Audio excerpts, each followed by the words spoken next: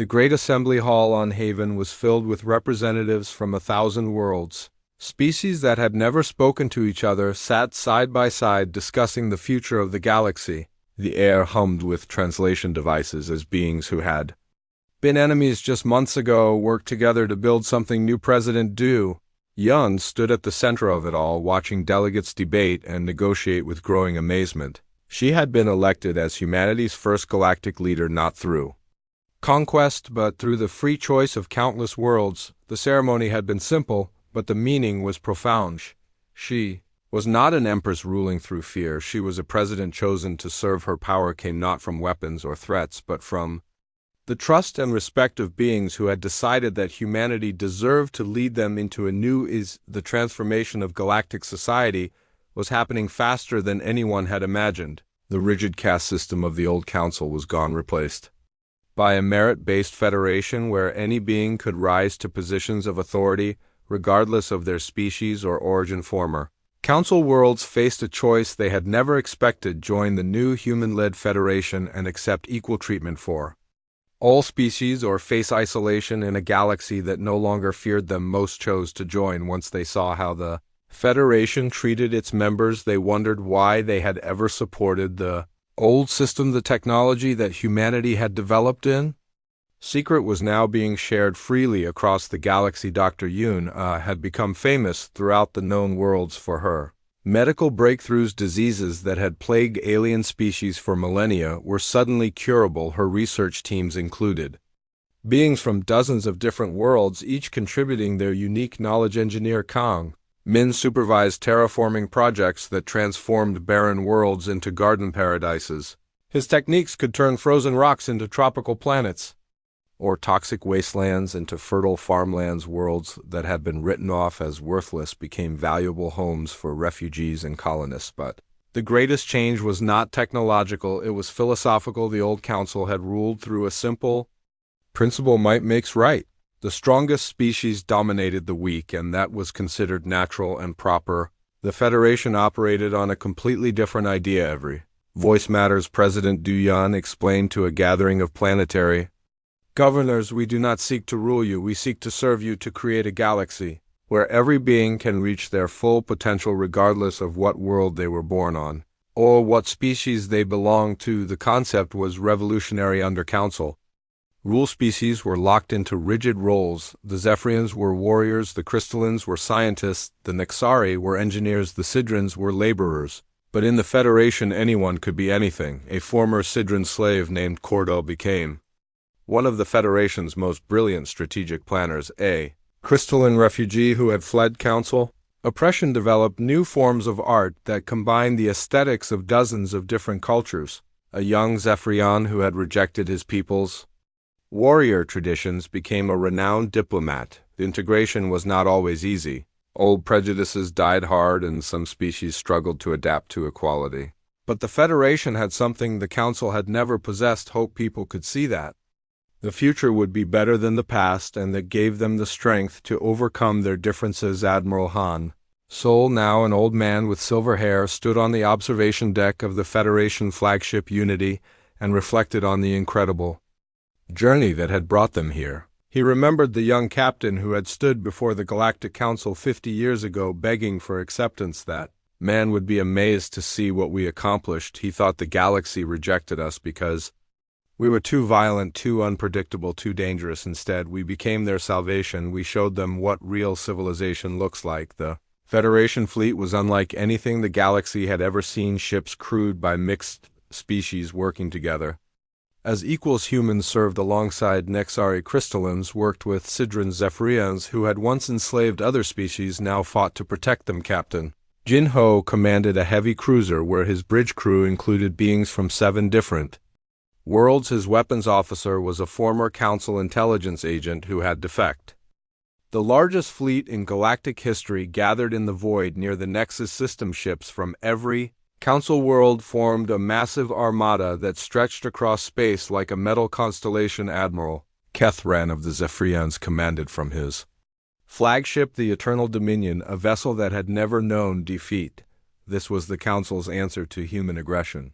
Every available warship had been recalled from patrol duties across the galaxy, The finest commanders led squadrons of battle-tested veterans. Their weapons were charged, their shields were raised, and their hearts burned with righteous fury. We will find these upstart humans and crush them once and for all. Keth Ran announced to his fleet commanders. They may have caught us off guard with their surprise attacks, but now we are ready. They are still just primitives with stolen technology. When we meet them in honest battle, their weakness will be revealed. The fleet began moving toward the Sol system following intelligence reports that suggested the humans were massing their forces near their homeworld. It would be a fitting end, Kethran thought.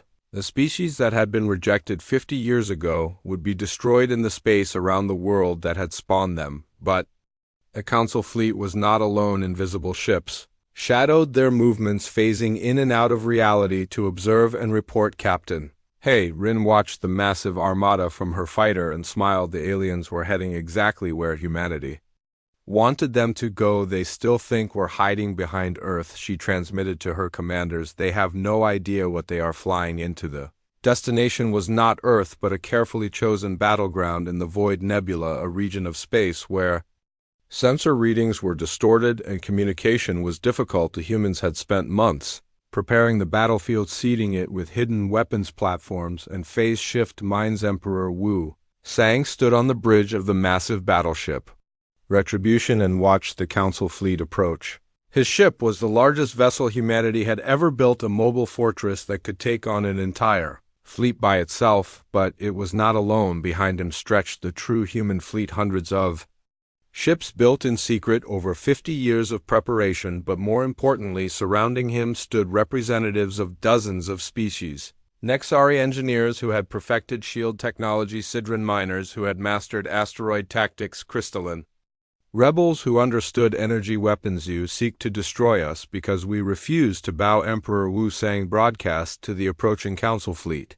But we are not alone. Every being you have oppressed, every world you have exploited, every voice you have silenced stands with us now. The council fleet commanders laughed at the message. The humans had perhaps 100 ships, while the council had brought over 2,000. This would be a massacre. But their confidence began to waver when energy readings showed massive objects moving through the nebula. Admiral Keth Ran stared at his sensors in disbelief. The signatures were wrong somehow. They showed ships that were larger than anything in his fleet, and there were far more of them than intelligence had suggested. How had the humans built such a force without being detected then?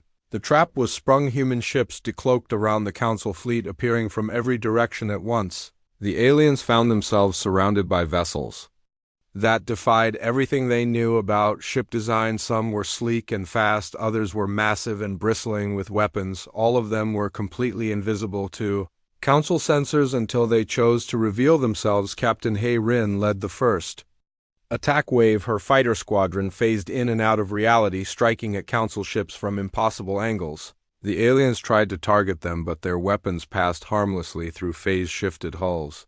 The humans could attack at will, while remaining nearly invulnerable. Admiral Seok Ho commanded the capital ship assault. His massive vessels used quantum tunneling to appear inside council formations. The aliens watched in horror as human ships materialized within their own defensive perimeters. Their shields were designed to stop external attacks, not enemies that appeared inside their protection. The council fleet tried to maintain formation, but their commanders had never faced anything like this. The humans fought unlike any enemy they had encountered. They ignored conventional tactics, appearing and disappearing at will. Their weapons could penetrate any defense, and their ships seemed to exist in multiple dimensions simultaneously. But the greatest shock came when the aliens realized they were not just fighting human species they thought they controlled had risen in rebellion. The Nexari turned their weapons on their Zephyrian overseers. Sidran miners seized control of the asteroid mining ships that had been their prisons. Even some crystalline vessels joined the human side. The battle lasted 3 days and nights. The Void Nebula lit up with energy discharges and explosions as the largest space battle in galactic history raged across multiple star systems. The council fleet fought bravely, but they were outmatched in every category. The humans had better technology, superior tactics, and most importantly, the will to win. On the second day, Admiral Keth Ran watched his proud fleet being torn apart by enemies that seemed to come from everywhere and nowhere. His flagship, the Eternal Dominion, was surrounded by human vessels that phased in and out of reality like mechanical ghosts. "This is impossible," he transmitted to Emperor Wu Sang. "You are primitives. Your technology is inferior. Your numbers are smaller. How are you defeating us?" The answer came from an unexpected source. Admiral Dong Jun appeared on the communication screen, but he was not alone. Beside him stood representatives of every species in the galaxy, including many that the Council thought were loyal servants. "We are not defeating you because we are superior," Dongjin explained. "We are defeating you because we are united. You rule through fear and division. We lead through cooperation and respect. Every species you have oppressed has joined us willingly, because we offer them something you never could: freedom." The final assault began on the third day. Human ships converged on the remaining Council vessels from every direction. The aliens had fought well, but their ammunition was running low, their ships were damaged, and their morale was broken. They had come to destroy a single primitive species and instead found themselves facing the combined might of half the galaxy. Emperor Wu Sang gave the Council fleet one final chance to surrender. "You have fought bravely," he broadcast, "but this war is over. Your empire is finished. Your rule is ended. Surrender now, and you will be treated with the mercy you never showed others." Some Council commanders accepted the offer. Their ships powered down weapons and waited for boarding parties, but Admiral Kethran refused to yield. He would rather die than surrender to primitives. His flagship charged toward the human battle line, weapons blazing. In a final desperate attack, the Eternal Dominion was destroyed by concentrated fire from dozens of human vessels. Admiral Kethran died as he had lived, consumed by hatred and pride. The ship that had never known defeat became a cloud of glowing debris in the void. The Battle of the Void Nebula ended with complete human victory. The Council fleet was annihilated, captured, or scattered. The survivors limped back to their homeworlds, carrying news that would shake the galaxy to its core. But the battle was more than just a military victory. It was a statement. The age of Council dominance was over. The humans had proven that cooperation was stronger than oppression, that unity was more powerful than division, that even the mightiest empire could fall when its victims joined together. Across the galaxy, the news spread like wildfire. Species that had been enslaved for centuries rose up against their oppressors. Worlds that had been exploited for resources declared independence. Mining colonies seized control of their facilities and turned their tools into weapons. The Council had ruled for 1,000 years through fear and superior technology, but they had never imagined facing an enemy that could turn their own subjects against them. The empire that had seemed eternal crumbled in a matter of days. Emperor Wu Sang stood on the bridge of the Retribution and watched the reports flow. And the galaxy was in chaos, but it was the chaos of birth, not death. Old systems were collapsing, but new ones were rising to take their place. The reign of the Council was ending, but the age of true galactic civilization was just beginning. The humans had been rejected as too savage for civilized society. Instead, they had become the force that would rebuild civilization itself. They had turned their greatest weakness into their greatest strength. They had been alone, so they had learned to unite others. They had been powerless, so they had learned to empower the oppressed. The reckoning was complete. The galaxy belonged to those who had earned it through sacrifice and struggle, not those who had inherited it through conquest and cruelty. The future would be built by cooperation, not domination, and humanity would lead the way into a new golden age. The war was over. The real work was just beginning. The message arrived at exactly the same moment on every Council world. Every screen in the galaxy displayed the same face. Every communication device broadcast the same words in every known language. The timing was perfect down to the nanosecond, showing a level of coordination that should have been impossible. Fleet Admiral Jae-sung looked out from a million displays across the galaxy. His face was calm, but his eyes burned with 50 years of patient anger. Behind him stood the bridge of the Retribution, a ship the size of a city, bristling with weapons that existed only in Council nightmares. "You rejected us," he said, and his voice carried to every corner of civilized space. "You called us savages, too violent and unpredictable for your perfect galaxy. You locked us away on our single world and told us we were not worthy of the stars." The alien leaders watching felt a chill run through their bodies. They remembered the humans now, the primitive species that had begged for acceptance decades ago, but this was impossible. The quarantine was perfect. No human ship had left their system since the rejection. You were wrong, Jae-sung continued. We were not too savage for civilization. We were too civilized for you. Today you learn what savages can truly accomplish when they stop asking for permission. The transmission ended, and for a moment the galaxy held its breath. Then the attacks began. Admiral Tae-young had been waiting for this moment her entire adult life. Her fleet hung invisible in the void around the Nexus system, the most heavily defended star system in Council space. The orbital defense platforms that surrounded the capital world were legendary. No enemy had ever gotten close enough to threaten them until now. Phase shift complete, Admiral Tae-young announced to her fleet. The massive ships materialized inside the defense perimeter, their sudden appearance setting off alarms across the system. The Council defenders scrambled to respond, but they were already too late. The human weapons were unlike anything the galaxy had seen before. Energy beams that could cut through any known armor, missiles that could phase through shields and explode inside enemy hulls, fighters that could appear and disappear at will, striking from impossible angles. The orbital platforms returned fire, their ancient weapons designed to stop conventional attacks. But the human ships were no longer entirely in normal space. They existed partially in phase dimension, making most weapons pass harmlessly through them. When they did become solid, it was only long enough to unleash devastating attacks. In 12 minutes, the defense grid that had protected the Council capital for 3 centuries was reduced to glowing debris.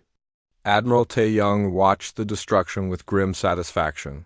These platforms had been built to keep primitive species in their place. Now they were space junk. The human fleet vanished as suddenly as it had appeared, leaving behind a clear message.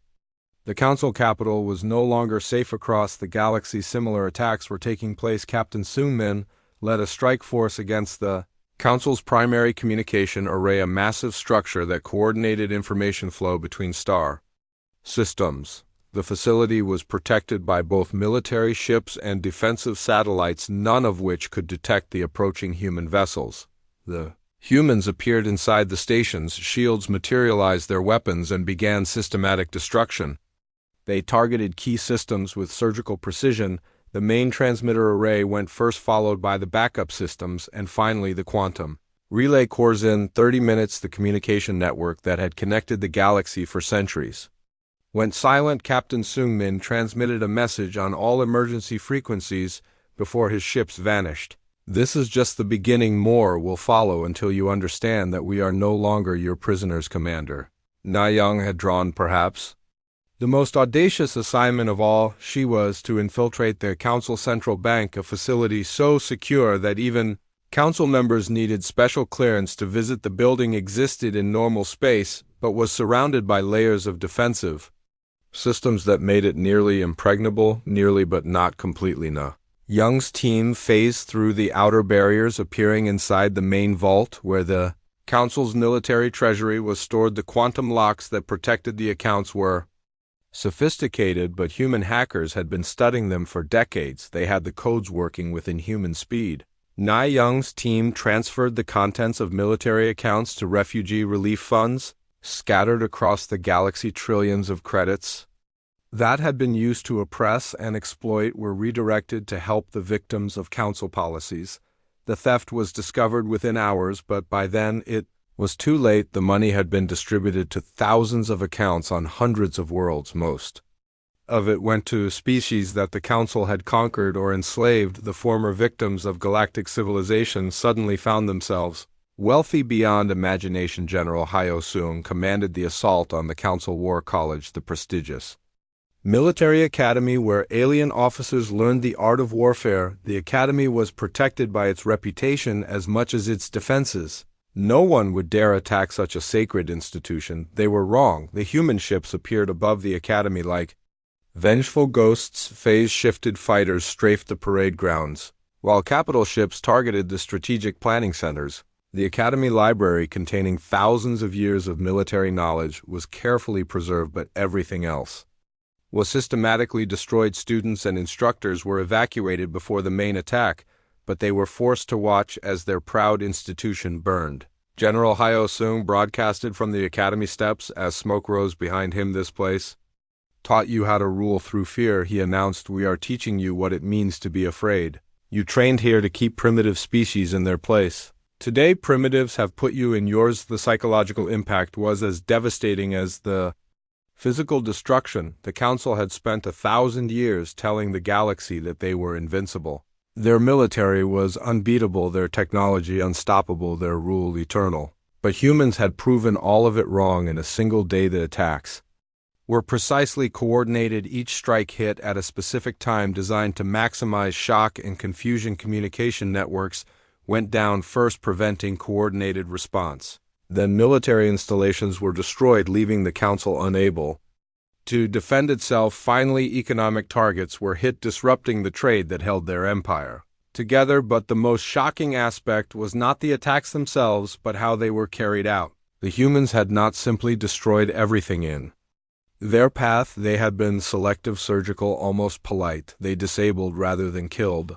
They stole rather than destroyed. They embarrassed rather than annihilated. It was a message as clear as any words. The humans could have wiped out entire worlds if they had wanted to. Instead, they had chosen to demonstrate their superiority while showing mercy. This was not the behavior of savage primitives.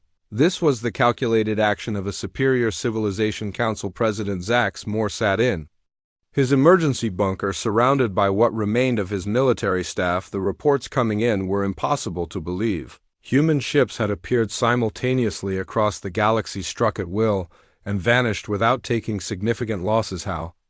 Zax Moore demanded. How did they build such a fleet? How did they coordinate such an attack? How did they know our weaknesses so perfectly?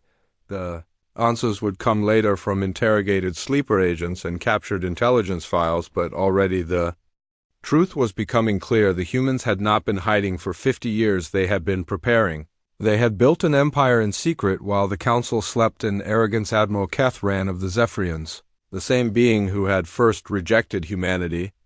At the Council meeting decades ago, called an emergency session of the surviving Council members, his voice shook with rage as he addressed the assembly. This is what comes of showing mercy to primitives, he declared. We should have destroyed them when we had the chance. Now they have somehow acquired technology that rivals our own, but they are still just humans. They still have only one world. We will assemble the largest fleet in galactic history and crush them once and for all. The other Council members nodded agreement. What choice did they have? Their authority was crumbling, their military was in shambles, and their economy was collapsing.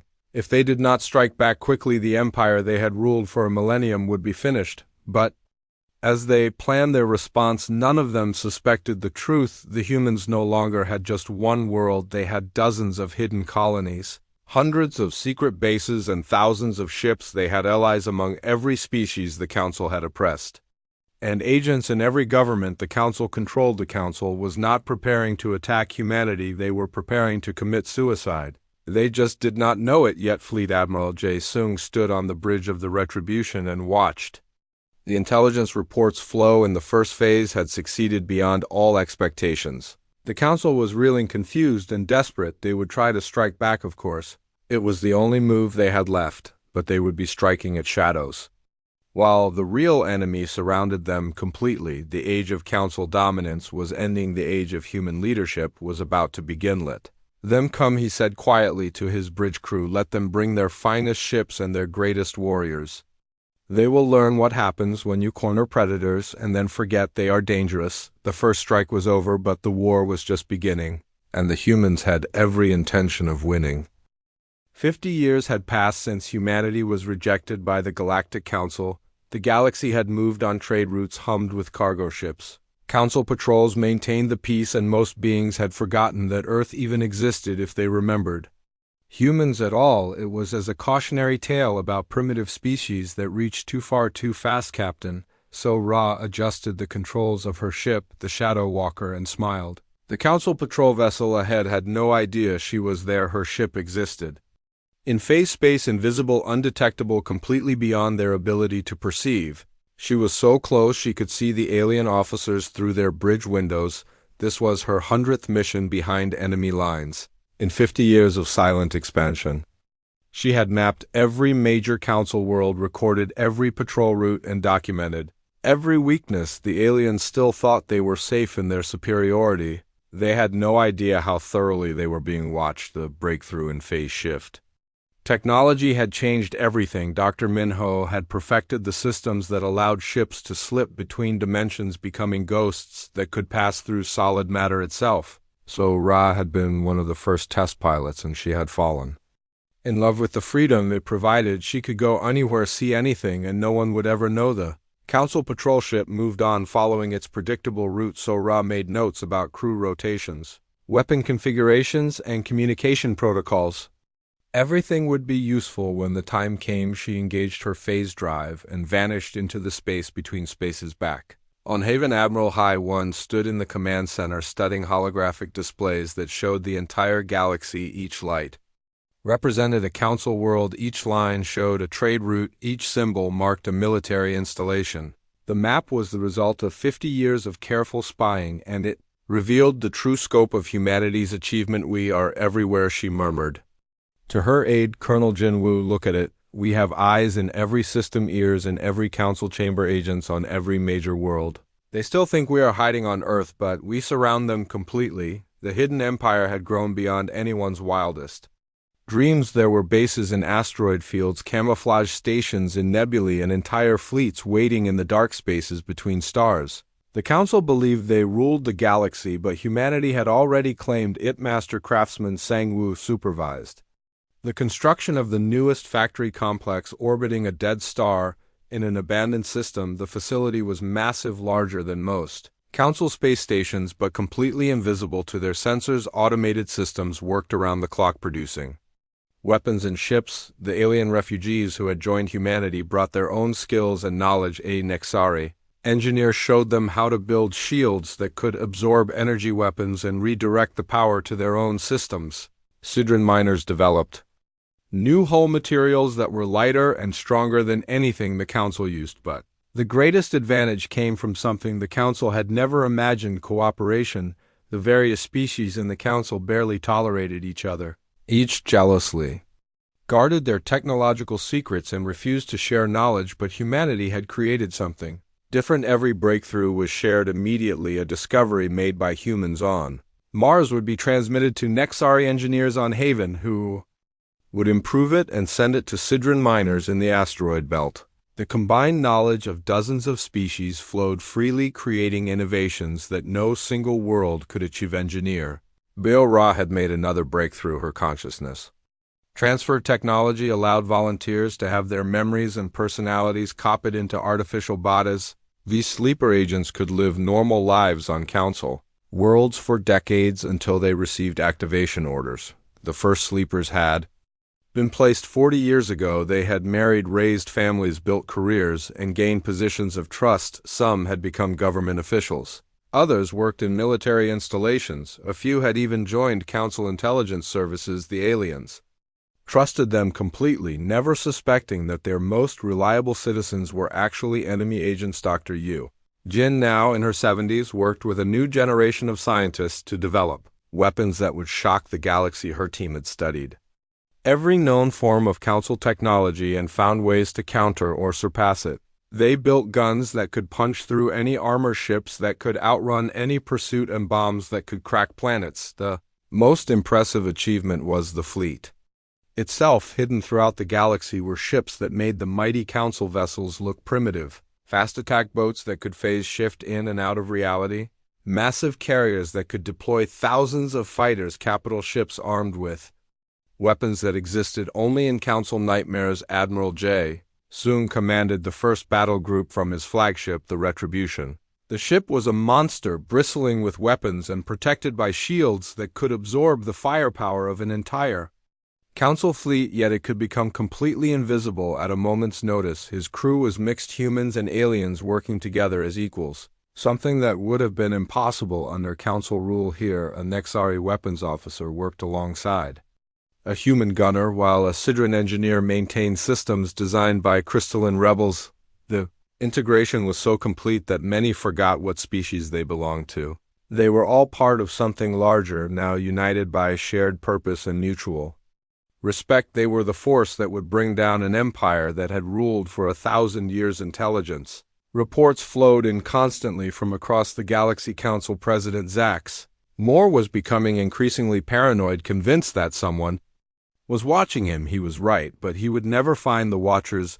The Zephyrian military was conducting training exercises in response to vague threats they could not identify. They were preparing for the wrong kind of war. The Crystalline home fleet had been reinforced with new ships and weapons, but their designs were 50 years out of date. The Nexari were building defensive satellites around their major worlds, but the weapons would be useless against phase-shifting attackers. Captain Hei Rin flew reconnaissance missions in her modified fighter. She had been born on Haven and had never known anything but preparation for this war. Her ship could phase through solid matter, allowing her to scout enemy installations from the inside. She had mapped the interior of Council military headquarters, visited the private chambers of alien leaders, and counted the weapons in their most secure armories. The Council believed their security was perfect. They used quantum encryption, thought scanners, and genetic locks to protect their secrets. But they had never imagined enemies who could walk through walls, exist in multiple dimensions simultaneously, or read their most private communications while floating invisible in the same room. The intelligence gathered revealed something troubling and wonderful. At the same time, the Council was much weaker than they appeared. Their 1,000-year reign had made them soft and complacent. They had not fought a real war in centuries. Their weapons were designed for intimidation rather than actual combat. Their tactics assumed enemies who would fight fair and honor their superior technology. They were about to learn how wrong they were. Admiral Hai once stood before a gathering of fleet commanders from across the hidden empire. The time for hiding was almost over. 50 years of preparation had built something the galaxy had never seen. An empire ruled by cooperation rather than fear, unity rather than dominance, merit rather than species. Soon we will reveal ourselves to those who rejected us, she told them. They called us savages, but we have become something far beyond their understanding. We are no longer asking for their acceptance. We are going to take our rightful place, whether they want us to or not. The silent expansion was complete. The galaxy belonged to humanity now. The Council just did not know it yet, but they would learn very soon. In the depths of space, invisible fleets moved toward their targets. Sleeper agents prepared for activation. Phase shift ships took final positions around Council worlds. The greatest military operation in galactic history was about to begin, and the aliens who had once called humans too violent to join civilized society were about to discover what real violence looked like. 20 years had passed since the great humiliation at the Galactic Council. 20 years since humanity had been told they were too savage for civilized space. The galaxy assumed Earth had crawled back into its corner to lick its wounds. They could not have been more wrong. Deep beneath the red surface of Mars, engineer Kyung Ho wiped sweat from his forehead as he watched the massive drill bore through solid rock. The sound echoed through tunnels that stretched for hundreds of kilometers. These tunnels would house the first secret shipyard, a place where humanity would build vessels that would make the Council fleets look like children toys. Kyung Ho had been working on this project since the day the New Dawn returned to Earth. He remembered the anger that had swept across the planet when Captain Han Sol broadcast his message. People had rioted in the streets demanding revenge. But the smart ones, the planners, had channeled that rage into something useful. They had gone underground, literally. The first ships built in the Mars facility were small and fast. They looked nothing like human vessels from before. Instead, they borrowed design elements from every alien ship humans had ever seen.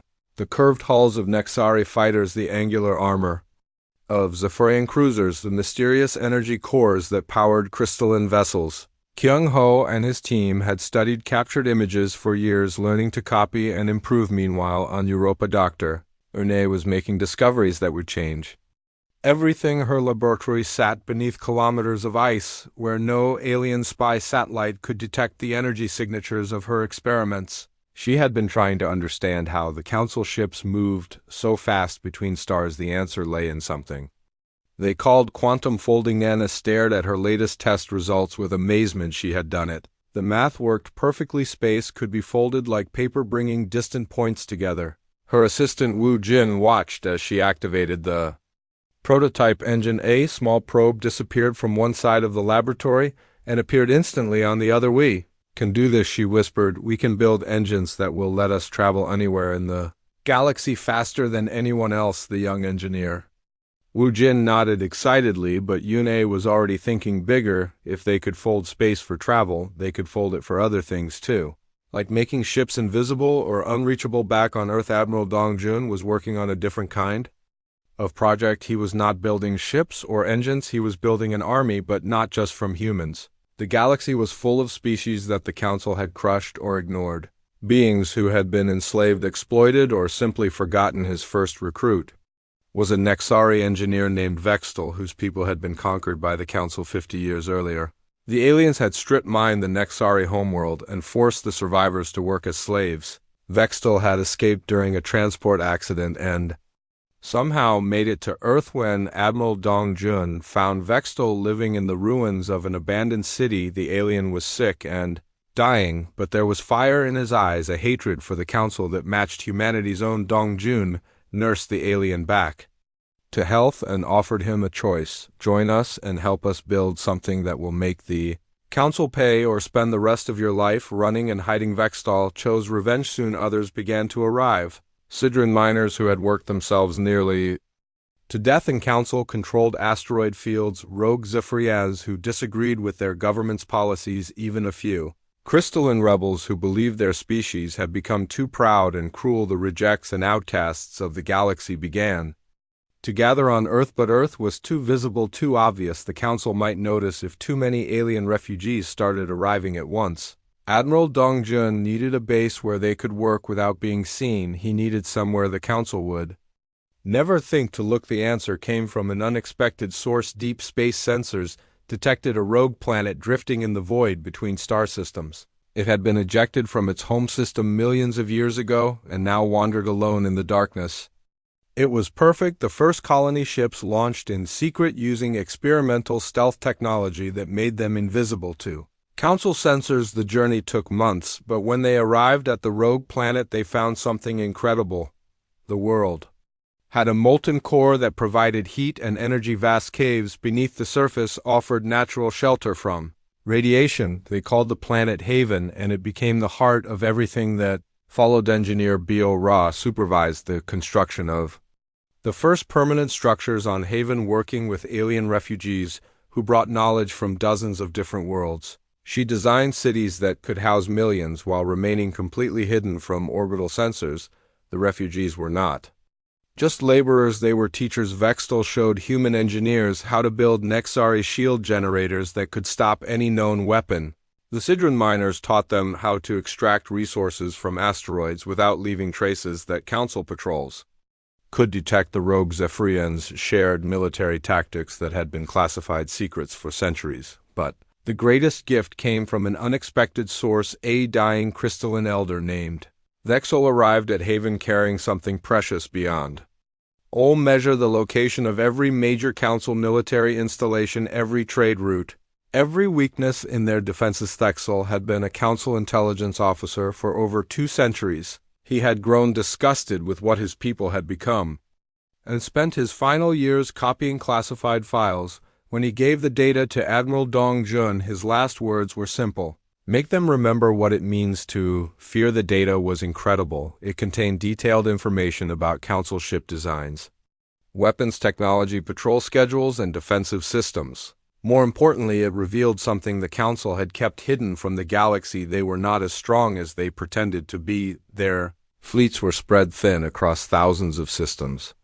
Their troops were mostly untested conscripts from conquered worlds. Their leaders had grown soft and comfortable after centuries of unchallenged rule. They had forgotten how to fight a real war because no one had dared to give them one. Admiral Dong Jun studied the intelligence reports with growing excitement. The Council was like a giant with feet of clay, impressive from the outside but vulnerable to anyone smart enough to strike at the right places. They could be beaten, but only if humanity was patient and careful. The work continued in secret for years. More hidden bases were established in dead systems. Ships were built and hidden in places no one would think to look. Sleeper agents were trained and sent to infiltrate Council worlds.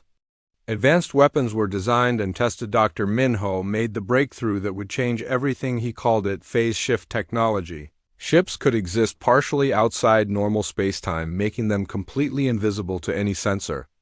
The council possessed they could appear, strike, and vanish before anyone knew what had hit them, Captain. So Ra became the first pilot to master phase shifting. Her ship, the Shadow Walker, began mapping council space in unprecedented detail. She could fly through their most secure systems, photograph their military bases, and return without anyone knowing she had ever been there. The intelligence she gathered revealed the true scope of what humanity was planning. This would not just be revenge. It would be revolution. The council had ruled the galaxy for over 1,000 years, but their time was ending. They just did not know it yet. On Haven, Admiral Dong Jun stood before a gathering of humans and aliens from dozens of different species. They had all been rejected by the galaxy. They had all been told they were not good enough, not civilized enough, not worthy of respect. But together they had built something the galaxy had never seen. We are no longer the ones who were rejected, he told them. We are the ones who will do the rejecting. When we reveal ourselves to the galaxy, they will beg for the mercy they never showed us. And we will decide who deserves to survive in the new order we create. The foundation was complete. Now it was time to build an empire. The stars looked different when you knew they were watching you. Captain Han Solo stood on the bridge of the new dawn and stared at the massive space station ahead. The station was bigger than any city on Earth. It spun slowly in the darkness like a silver wheel studded with lights. Each light was a window, and behind each window lived beings from across the galaxy. Han Solo had dreamed of this moment since he was a boy on Earth. He had studied alien languages until his eyes burned. He had trained his body and mind for decades, all for this one chance to speak for humanity before the Galactic Council. His hands shook just a little as he adjusted his uniform. Dr. Yu Jin walked up beside him. Her face was calm, but Han Solo knew her well enough to see the worry in her eyes. She carried a small device that held all of humanity's greatest achievements. Every cure they had found, every machine they had built, every song they had written. It was all there waiting to be shared. Colonel Tae-min stood near the weapons console. His job was to protect the mission, but everyone knew the real truth. If things went wrong, there was nowhere to run. The Council had ships that could chase them across the galaxy. Their only hope was to convince the aliens that humans deserved a place among the stars. The communication system crackled to life. A voice spoke in perfect English, though it sounded like wind chimes in a storm. You may approach Docking Bay 17. Do not deviate from the assigned path. Any hostile action will result in immediate destruction. Han Solo nodded to his pilot. The new dawn moved forward slowly. Every meter felt like a lifetime. The docking bay was enormous. Inside, Han Solo could see ships from dozens of different worlds. Some looked like living things with curved organic hulls. Others were geometric shapes that hurt to look at directly as they docked. Han Solo felt the weight of history pressing down on him. He was about to become either the man who brought humanity into the galactic community or the one who sealed their fate as outcasts forever. The airlock hissed open and artificial gravity pulled them into the station. The corridors were vast and filled with beings Han Solo had only seen in photographs. A creature that looked like a walking tree shuffled past. Something that might have been made of pure light flickered along the walls. The air smelled of 1,000 different worlds and carried sounds he had never heard before. Their escort was a Zephyrian, tall as two humans with silver skin that seemed to glow. The alien had 4 arms and eyes like black diamonds. It spoke without moving what might have been its mouth. Your species has requested audience with the Council. This is unusual, most primitive.